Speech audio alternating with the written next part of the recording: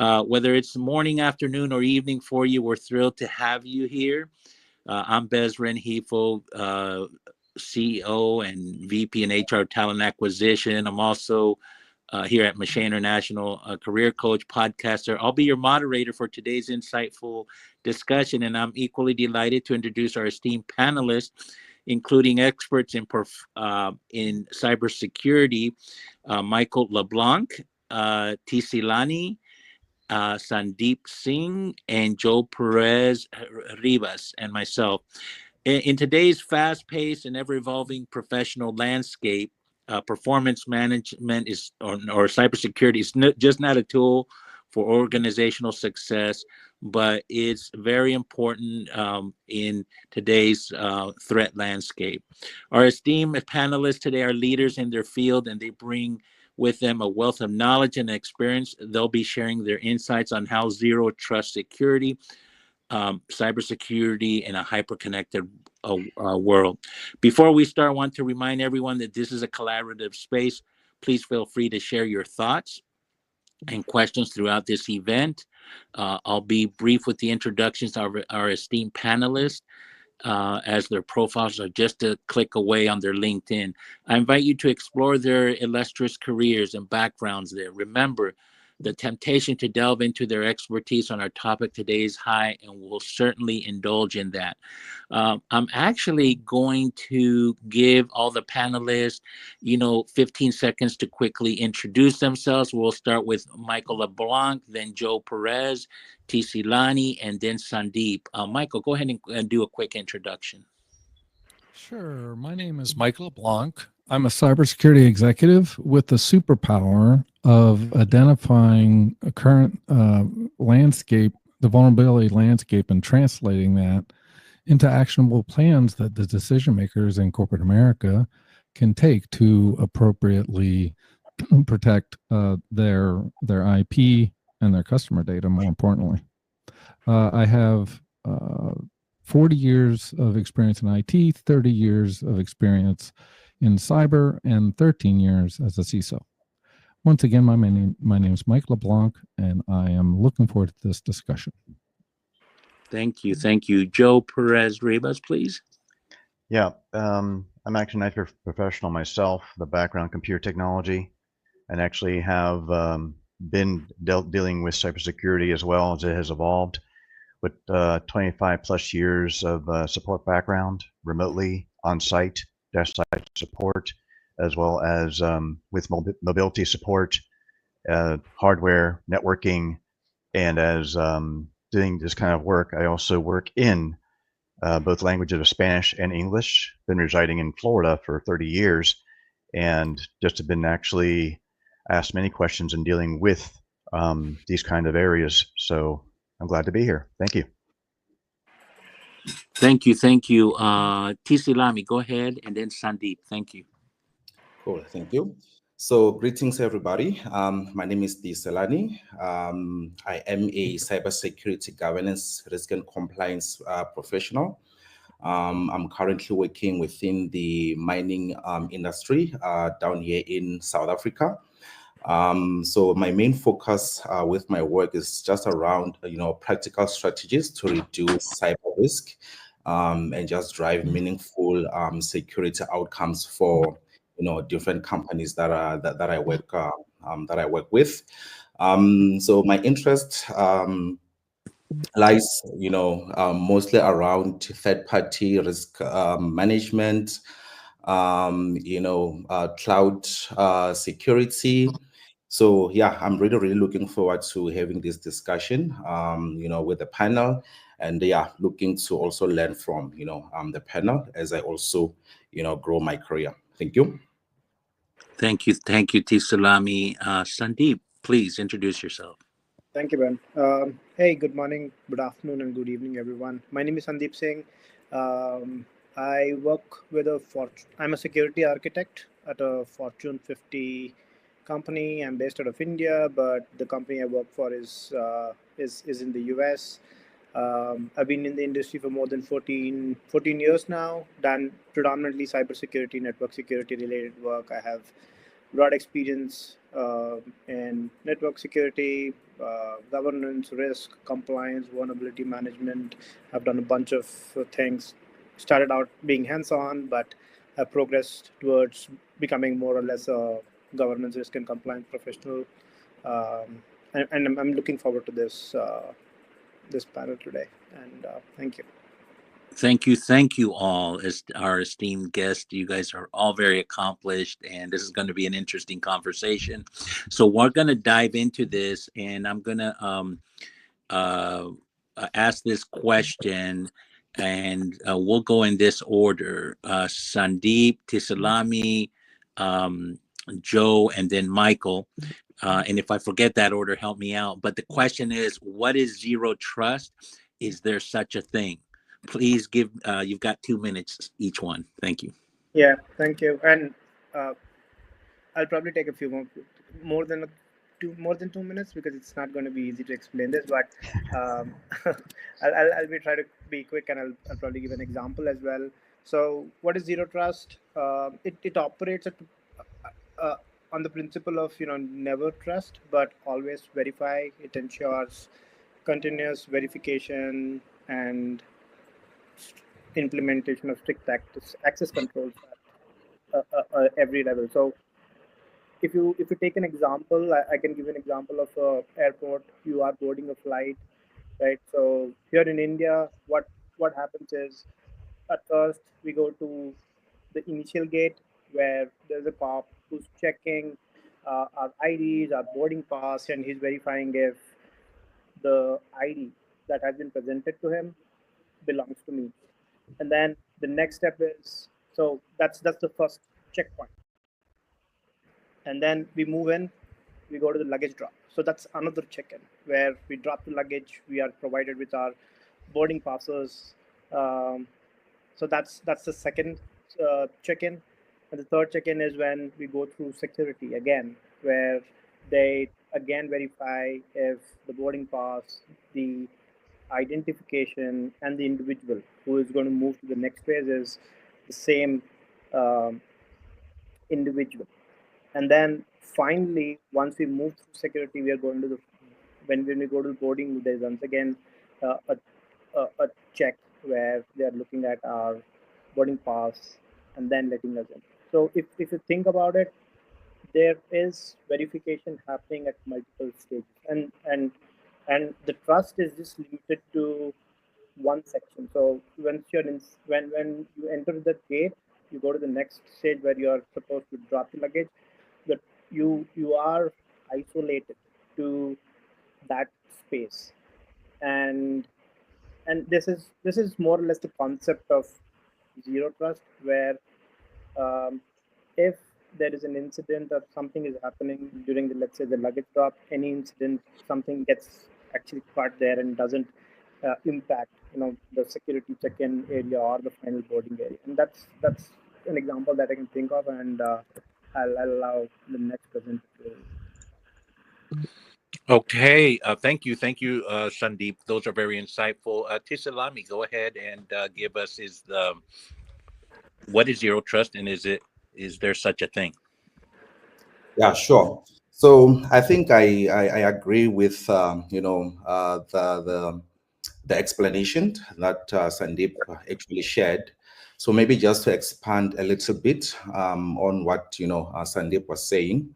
From my perspective, I see zero trust as a mindset, right? A mindset that an organization needs to take when implementing security architecture.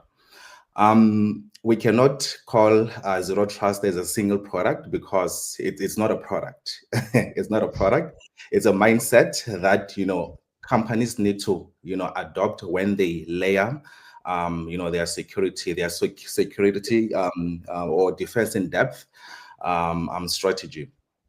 So it comes from a premise where you assume that you have been breached at all times, and when you build out your security controls, you assume that you have been breached, and you need to make sure that if you are compromised in a real world, scenario, threat actors cannot move into, other assets, that are within the bigger environment. So it talks to ensuring that, there's constant verification of each and every transaction that happens within, the environment. You need to verify every user. When they access resources, you need to verify every device. You need to verify every single transaction that is happening. So yeah, it is basically, that mindset that ensures that, from a security control point of view, you do not trust, you always make sure that you verify. Thank you. Thank you. Thank you. Very insightful. Very insightful. All right. Joe, go ahead. Give us your take on zero trust, and is there such a thing? Well, I actually did a little bit of research with this through AI as well, and I'm echoing both my colleagues here because actually it seems to be a combination of your mindset, but also a framework that the principle of never trust, always verify, I agree on, because devices, individuals, and even applications that have now been explored even further, both with apps on phones, tablets, even on our computers, getting access is actually the focus is to actually see if the network is actually safe, which actually in my own past experience actually has been more and more verified to make sure that actually I am who I say I am, even with facial recognition, biometrics, things of that direction. Does zero trust exist? Actually, there's no 100% zero trust because there's always some kind of risk, even in organizations. Good example I can give is like corporate world, as far as like in buildings, when going on site, most of the time badges are being used, but then badges can be hacked, sadly, to be replicating or impersonating an actual employee who might be working in a tech itself. So impersonations in a hacking world, which I've been actually studying about to be at CEH, is another factor, which is social engineering. So there is no such thing really as 100% security, because the fact that there's always going to be some kind of hole, as I've discovered as well. It can be not just physical, but also cyber direction as well. And the attacks can also be improved, as even this, we'll probably dive in later on in AI direction, that's going to actually increase those securities in a more efficient way to actually beef it up. And we're familiar with various growing AI products that are out there, and they're increasing on securities as well. So because of these factors, with multi-factor authentication and two-factor authentication, both from the mobile devices and our computers, is increasing higher, which I'm actually grateful to see that, because actually it shows that it's getting more spot on to not just to protect our data, but also in a sense, what we feel that we may have privacy. And I'm applauding that. Thank you, Joe. Thank you. Very insightful. Michael, what is your take on zero trust, and is there such a thing? You've got 2 minutes. Thank you. In the interest of time, I'm going to agree with my esteemed colleagues. And we'll, as we go through the agenda, I think we'll cover some of these issues a little more in depth. So I'll actually just keep my comments brief. Zero trust, I looked at as primarily a sales. So it is absolutely a mindset, and I completely agree with that. We've been doing this for years, and in under the guise of what I call least privilege, and it's least privilege access. So it's human, making sure that we only are allowed to see what we're supposed to be seeing, but it also from a device perspective. And I actually have one of the next questions is an example of how this was done, and I have a pretty detailed example on that. So I would say it's really more of a mindset than absolutely than a product. And one of the key things is to have this concept of what I call tone at the top, because if you don't have a support for tone at the top, it's going to be impossible to institute zero trust. And that's all I have. Thank you, Michael. Appreciate your insights, and we're going to dive into the next question. And you've got anywhere from 3 to 5 minutes to answer this. Can you share? And this is for Michael, an example of an organization successfully implementing a zero trust strategy. Again, I'm going to try to be as quick and as brief as possible. The example I have here is before COVID, we actually had the need to plan for bird flu because I was working for a multinational bank. And so the challenge was to have a zero trust remote access capability. So what we instituted was we used netbooks, which are basically it's like a laptop, but it has no hard drive. And then those netbooks, so that's a control right there. You have device security because there's nothing to download files to. So you've basically captured that. Then the next step was VPNs. VPNs were controlled or through multi-factor authentication. We used tokens. Then we accessed Citrix server. The Citrix server only allowed the user the application. So it was a virtual desktop, but the virtual desktop only gave you access to the application that was in your profile. So yet again, another method of control. And then, of course, on top of all this, both at the VPN level, at the Citrix level, and at the application level, there's constant monitoring. So that covers a lot of the areas of zero trust. Thank you, Michael. All right, very insightful. I can Citrix servers. That's a story you and I need to talk one day. All right, so we're going to go to the next question with Joe. How does AI play a part in zero trust infrastructure deployments? You've got 3 to 5 minutes. Well, it's funny enough, I actually did use AI for this, and the core idea that AI does is enhancing the zero trust by automating access decisions, detecting threats, and reducing human error. And the actual key points of these are actually behavioral analytics, which AI does actually monitor both the user and device behaviors to detect any anomalies, like if actual locations are being logged on multiple places for one single account. Also, the other part is about automation of threat detection and response, which AI can actually block those accesses in real time if there is actual suspicious activities that are detected.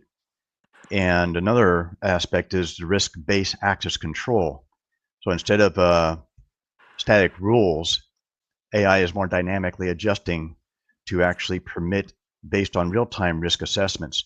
So a strong example of this that AI can notice of an actual logging of an employee from, like, say, 2 locations at the same time, and then flag it as a potential breach that actually requires then additional authentication, which I know we'll cover that coming up. And the thing is that AI, the way it actually integrates with this, it seems like it's actually getting a lot more, I guess, not true to itself, but actually at least integrating as basically we've developed it, being humans. We created this whole actual, in a sense, product to be more effective. It is machine learning, it is adapting, it is learning, it is quicker, because I know I've experienced it, many have probably tested it out, like the OpenAI system, DeepSeek, and others, on how actually it produces the information so quickly, even on context. May not be totally flawless because it's not, it still makes mistakes, which means we have to cater then to context of what are being written by coding, documentations, whatever, even on graphic designing. So there's various elements. It's still adapting. And from what I've actually experienced, it's actually proving itself to be more effective as an awesome tool, at least in my own opinion, that I've experienced. Thank you, Joe. Very insightful. And with that, we're going to dive right into Michael. We're going to go right into the 5 components of zero trust I was going to wait for that to ask that one a lot later, but I want to go into it right now. So, what are the 5 components of zero trust? Please provide a brief example of each. Okay, so actually, before I cover that on a very, very high level, I wanted to discuss 3 things that we're talking about when we're talking about zero trust. So the one is verify explicitly. And again, we'll go through how this plays out into the 5. But it's always authenticated and authorized based on all available data points. So that's going to be user identity, device health, location, and so on. Then we're going to hear quite a bit in this talk about least privilege access. And again, that's the concept that you only are given access to what is appropriate for your role. And then finally, as has already been mentioned, there's a concept of assumed breach. So that breaks down into the following components. There's identity and access management, which validates the user's identity. And again, here we could talk about using multi-factor authentication, biometrics such as facial recognition or fingerprints or so on. Then there's device security posture, and this is talking about ensuring that devices meet standards before access is granted. And we have some questions about how that's accomplished later. We have something called microsegmentation. That's the concept of actually breaking down the network into zones and to limit lateral movement, again, assuming breach. Continuous monitoring is constantly evaluating both user and device behavior, some of which Joe just covered using AI. And by the way, there's really quick, there's 2 methods of AI or machine learning, something called guided and unguided learning. Unguided learning is actually looking at what's going on in the network and looking for anomalous behavior. And there's tools actually already in place and have been for quite a while to achieve that. And then finally, and I think it was Sandeep that was talking about the policy enforcement points and his example with airport security, and that is looking at both sort of static control points as well as dynamic controls, and we'll probably talk about this a little bit later. But there's, I think I can't remember who mentioned it, but there's this concept of depending on the data that you have the user access, you may actually up the control, for instance. So you would use password to get into maybe a website for viewing only, and then an actual token or other methods of multi-factor to achieve the deepest level of security there. And that's what I have for you. Wow, in depth and quick. I love it. I love it. You kept it moving. Love what you just shared, and we're gonna go next to Tislani. I am. It's wonderful to have you here on the panel. So the question to you is, why is identity and access management such a key component of zero trust? And you've got 3 to 5 minutes. Give us your best. Sure, thank you. So before we started with the stream, I think Michael said something quite interesting, where he mentioned, least privilege as one of the core, core pillars when we talk zero trust. So identity and access management, I see it as a foundational component that has to be there. When we build a zero trust kind of an architecture within an organization. It's quite important, for organizations to know who is accessing what in order to be able to protect,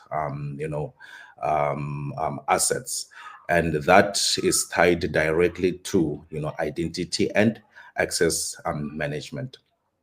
Now, we also speak of the concept of, verify explicitly. Um, each identity that accesses resources, within an environment has to be authenticated, right? We need to authenticate and make sure that that identity is actually authorized to have access to those specific resources. That talks directly to identity and access management.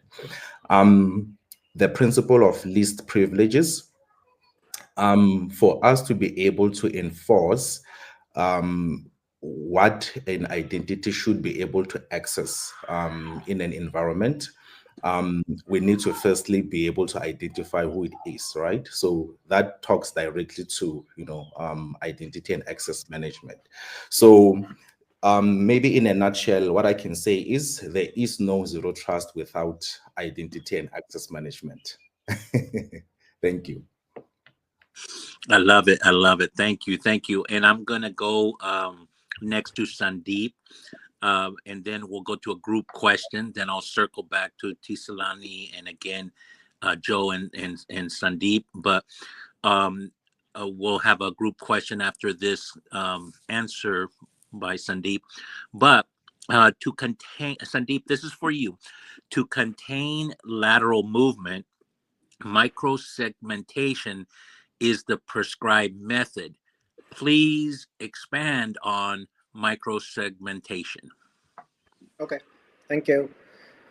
Um, I hope everybody understands what network segmentation is, right? So you basically divide your network into different isolated chunks. Now, what microsegmentation here is, it's a strategy that involves dividing the network into smaller, isolated segments, and it is done to enhance the security as well as preventing lateral movement of threats from one microsegment to the other. So what you're doing here is essentially you're applying granular security controls, not at the network level, but at in the individual workloads or on the applications or devices. And what this does is, if let's say there's a breach in one segment, this strategy ensures that a breach in one segment does not compromise the entire network.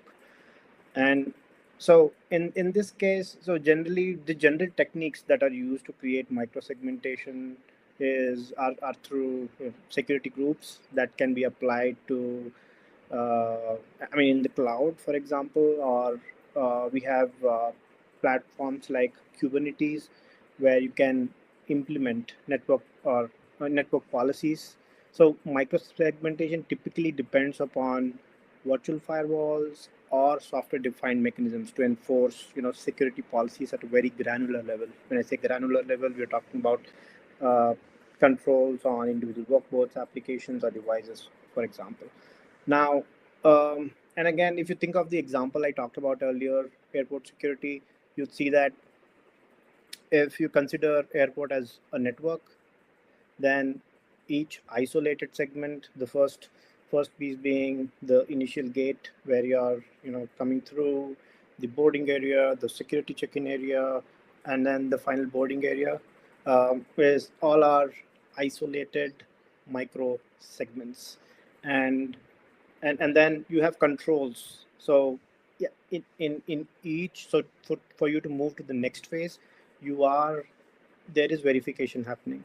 They are looking at your ID, your boarding pass. They're also looking at you as an individual to verify if you are the right person who's trying to enter a specific area in this case.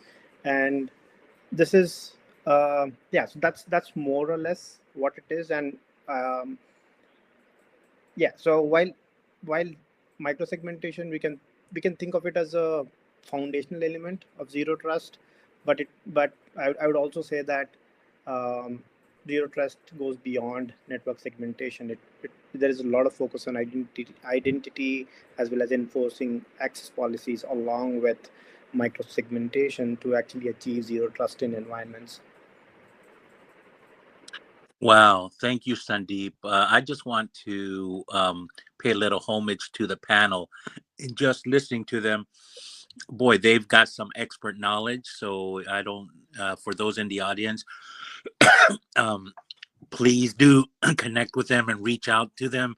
They're some of the best that I've talked to in a long career. So we're going to go to a group question. And let me see. We'll start with Joe.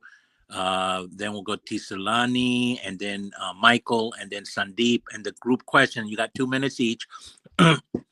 Describe how AI could play in continuous monitoring evaluation of user and device behavior for anomalies. You've got 2 minutes. Go ahead, Joe. Get started. Well, from personal experience on this, it has proven for me at least that it doesn't play around. It takes it truly to a better level.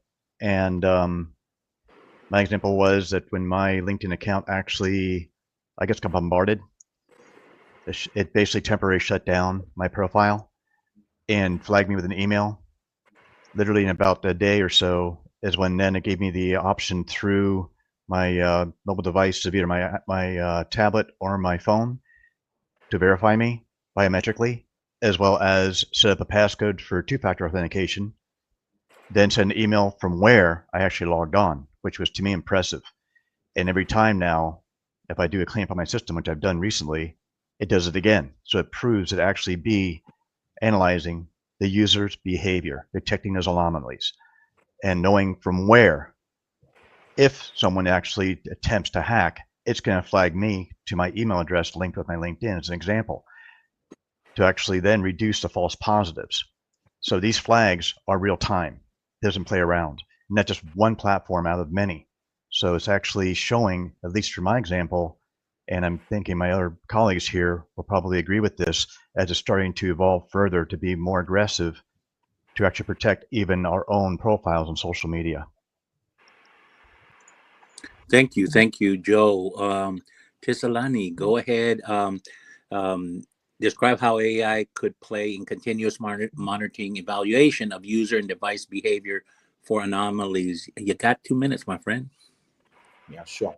Yeah, so I completely agree with what Joe has shared. I think AI plays quite a critical role, when it comes to zero trust, by detecting these subtle, anomalies that would otherwise go undetected if we only relied on, people to identify the patterns, right? I think the beauty of AI is that it works on a very large data set to sort of like pick up what are the key things that can be suspicious, which a human could never be able to do. So I think it's quite important that organizations ensure that even when they deploy products, they look at some of the AI capabilities that the products that they are deploying actually have. So I think the biggest one obviously is around anomaly detection. And being able to flag those anomalies in real time. And I think that also ties to the ability to quickly respond to possible threats that could otherwise have gone unnoticed, and compromise the organization at large and cause real damage. So yeah, I'll end there. Thank you. Thank you, my friend. A very good answer. Michael, what's your take on that question? Well, I'm gonna key off of what Tisalani just said, and so there's actually two applications that are top of mind for me. The first one is the use of again the guided and unguided learning. So this is machine learning. The guided is taking intel feeds and then tagging actual like IP addresses, for instance. So I know Joe is getting hit from a known bad domain or IP address. That is factored in to the analysis that the AI is doing. But the other end of that is also the unguided portion, which is it's looking at all of the data stream. And the key thing here is this is happening at machine speed. We as humans cannot process this data as fast as AI can. And to Desalani's point also, you could have a concept of what's called low and slow. And so low and slow just means that an attacker is coming in and just taking his time and processing through the network. And again, through traditional means, that could be going undetected. So we need as much help as we can get from all of these tools to help us, because a lot of times we are out-resourced, shall we say, because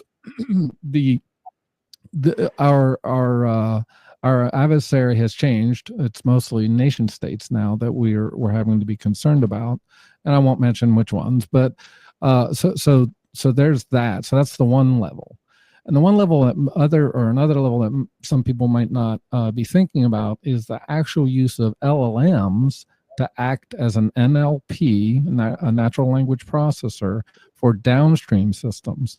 So now maybe an executive can actually speak sort of English, now they can speak into LLMs and get answers back from these downstream systems. So that's two ways that AI can be used to help us with this continuous examination that we're looking on the network. Thank you, Michael. And Sandeep, just before you queue up to answer that question, because Michael said something about low machine speed and slow and low or something like that. So Low and slow. Yes, an unscripted question. If I have time at the end, it'll have to do around quantum computing and this industry. So get your minds together. Sandeep, anyways, answer that question. Yes, what are your thoughts? Yep. I would say we've been using AI to continuously monitor and the user and device behavior for maybe a couple of decades now.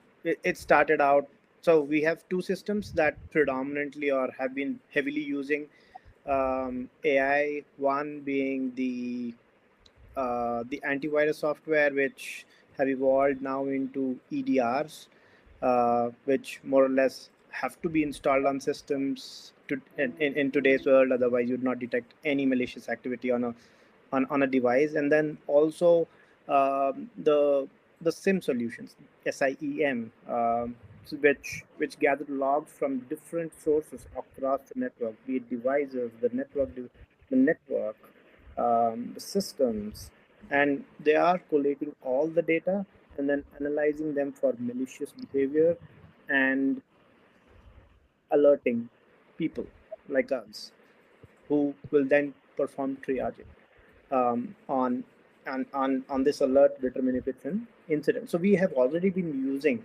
these systems today, but where I see AI helping us in the near future is taking the action. Now with LLMs, with agentic AI coming into the picture, which is all hype this year, but I've seen a couple of use cases where an agentic AI, for example, if there's an alert for a potential breach or malicious activity, it will pick it up, it will triage it, what a SOC individual team member would do. He would triage it, would take the necessary action, and it may also go ahead and block access or make changes to the network as well. And this is where the industry is headed in the near future. And I think that's where I think AI will be leveraged in the near future. Is my opinion. Thank you, that Sandeep. Very in-depth answer. We're gonna go, Joe. Thank you for that group answer, everybody. But we're gonna straight back into Joe, and what is the difference between authentication and authorization? Let's try to keep it 3 minutes as we're coming down to the bottom of the half of the hour. Go ahead, Joe. Please take it away. It's quite actually simple itself because authentication is actually defined as who are you, verifying your identity, which I explained earlier. It's not just a login with a password or multi-factor authentication. It's actually defining who you are, your identity. The authorization is permission granted, either a user versus an administrator. So knowing what can you do. Good example of that would be like accessing a secured shared SharePoint document. Well, you won't be able to access it unless you're given actually permission from either an administrator, who could be another higher level executive user that wants to allow you access to that document, as an example. So that's what's permitted to be done. But then authorizing your role as to why you want access to that document is a strong example. So those two areas itself, even though we do have VPNs and so forth, but it's also about permissions and identifying the role of the individual to get access to specific data itself. So they're just two different factors. Thank you. Very well said. All right, we're gonna go to Tisilani. How is device security posture achieved? And if you could give us an example, that would be great. All right, thanks. So I think when securing an organization, it's important to look at two elements. Firstly, we need to look at who is actually accessing, the environment, which talks to, what Joe was alluding to around the authentication. And then the second part is what is it that they're using to access the environment, right? Which talks now to, the device security posture. Essentially, how I've seen it happening, in the working environment is that companies would document, technical standards that says that, for the devices that connect to our environment, they need to meet certain criteria, right? And I think, one of the key things when implementing that is ensure that there's continuous evaluation of that criteria. This criteria could include, things like, the OS version of the device connecting to the environment. What is the patch level? Is there XDR, installed in this particular device? Things like, is the device, encrypted in terms of like the storage device that it uses. So based on this criteria, you then allow a device to be able to connect, to the environment. So essentially that reduces the risk of, devices, possibly acting as an attack vector to literally move to, other assets across the organization. Interesting enough, there's an organization that I worked at, where they implemented network access control, which was obviously driven by this particular standard to say these particular things need to be in place for each device to be connected to the network. So yeah, like I said, who is accessing the environment and what are they using are quite important to ensure a safe and secure organization. Thank you. Thank you. Love the answer.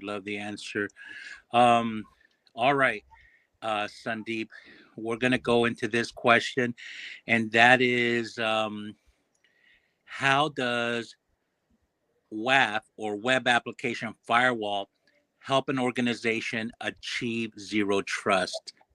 Go ahead, take it away.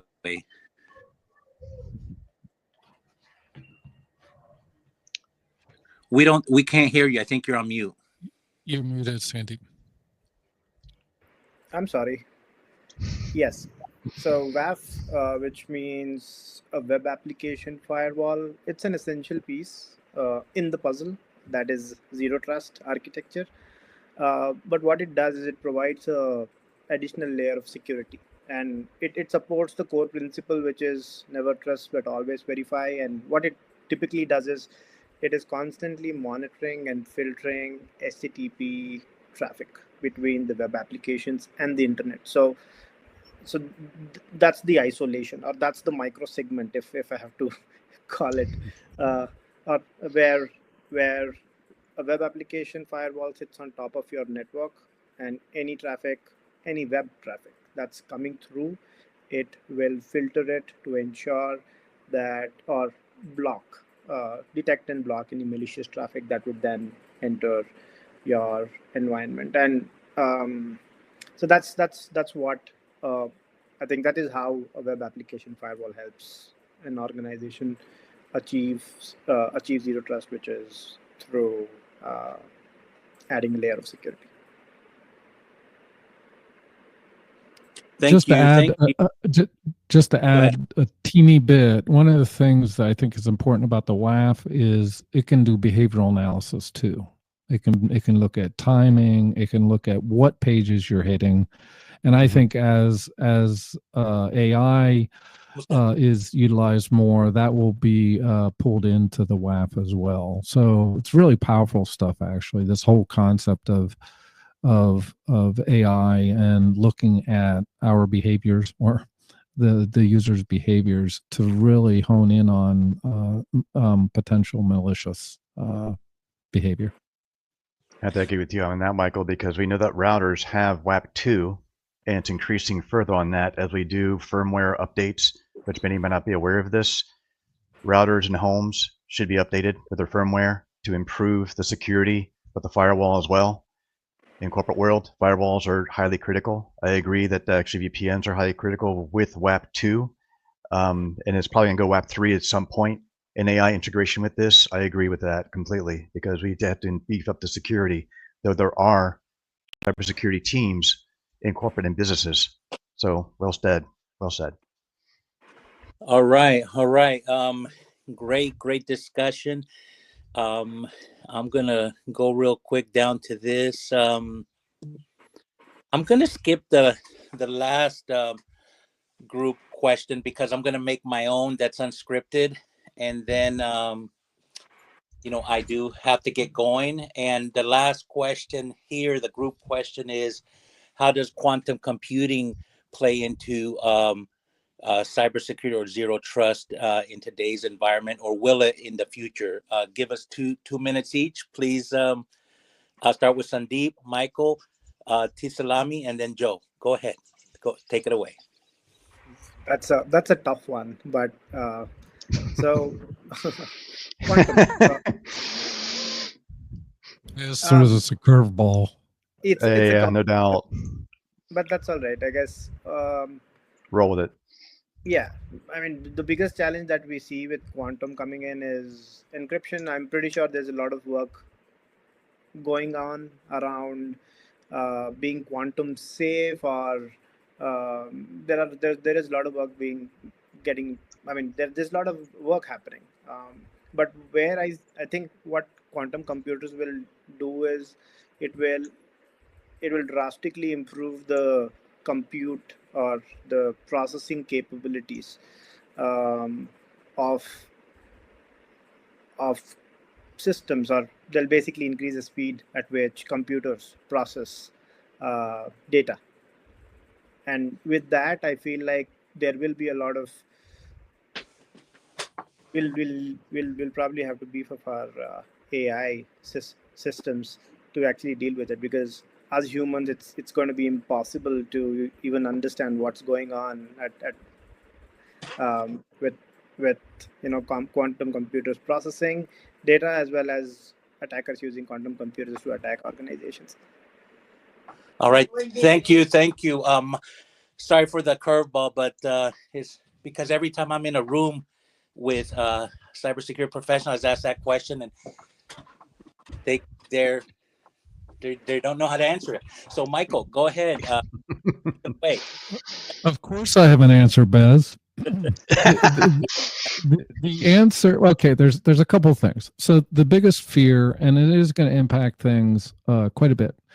The fear is that it will, in essence, make our current encryption methodology obsolete.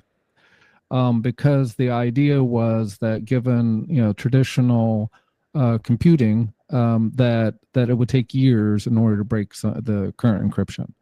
With quantum computing, that's no longer true. So there's already development in something called PQE or PQC. PQE is post-quantum encryption. PQC is post-quantum computing. So as so we shouldn't get all upset and worried, because as we develop this, the quantum computing can also be used for AI and being able to use for security. So as we develop quantum computing for decryption, we can also develop AI and the compute. And there's already compute. Well, there's a bunch of changes going on in AI, including the basically using less compute for the same level. So I can only imagine what quantum computing is going to bring us. So the answer is yes. We will use quantum computing's power to power the protective side, as well as this challenge that we have about encryption. Thank you. Go ahead, Tisalani. What is your take on quantum and cybersecurity? Yeah, so I think one of the key components of security is encryption, right? Where cryptography plays quite an immense role in that, to ensure that data is being secured.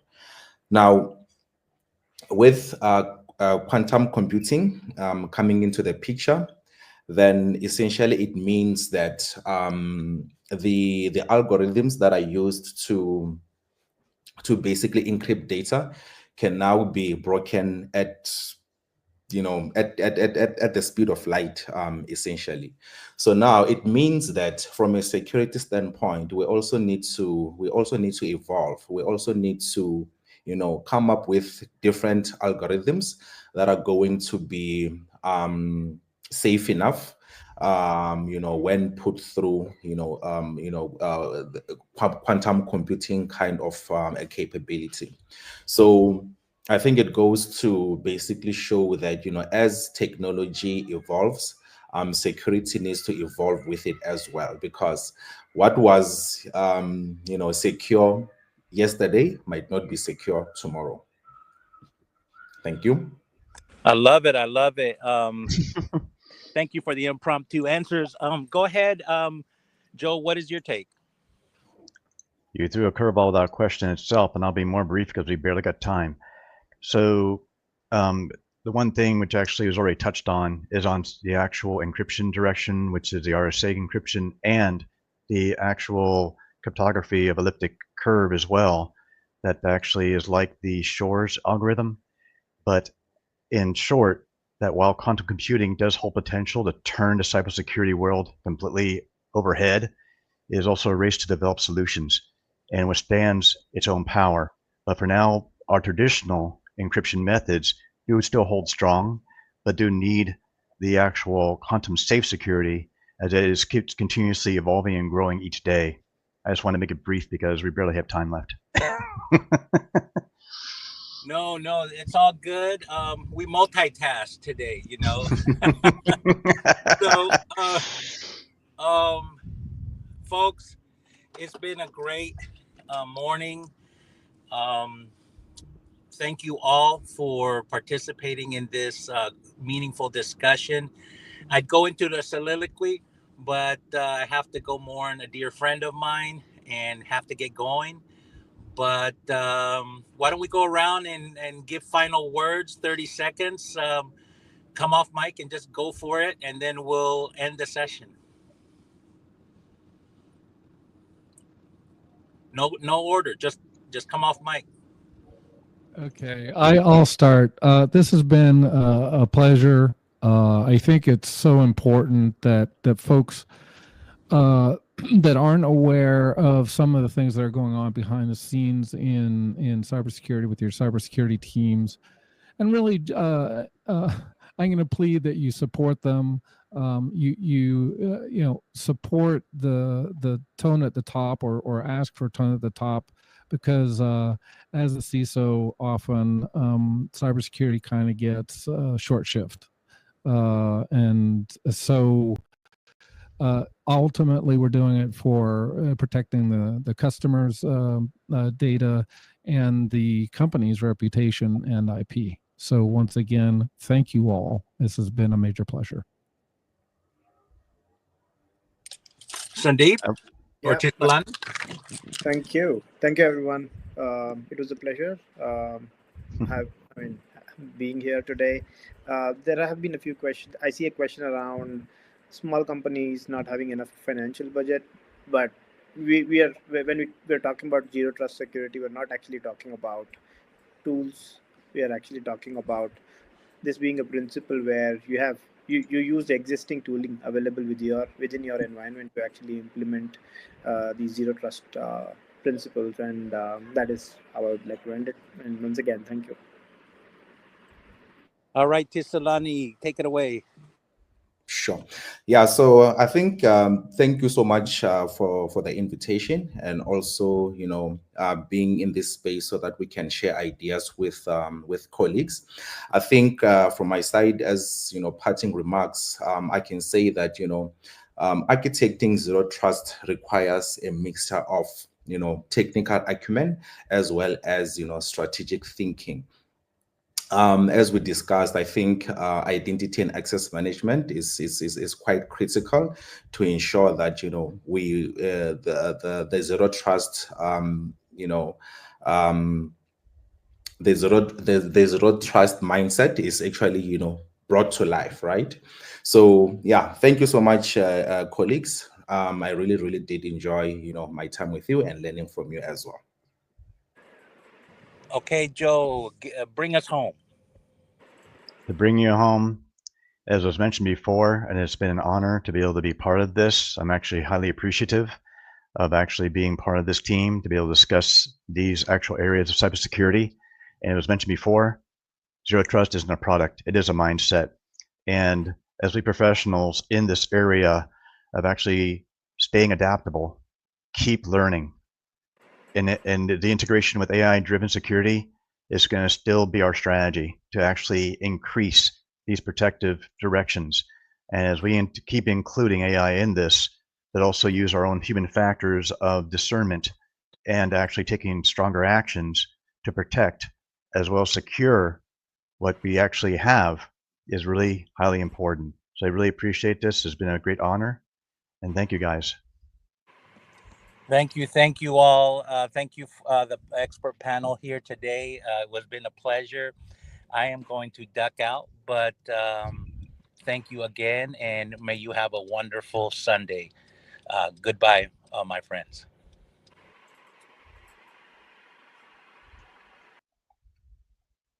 Take care, guys. Take care.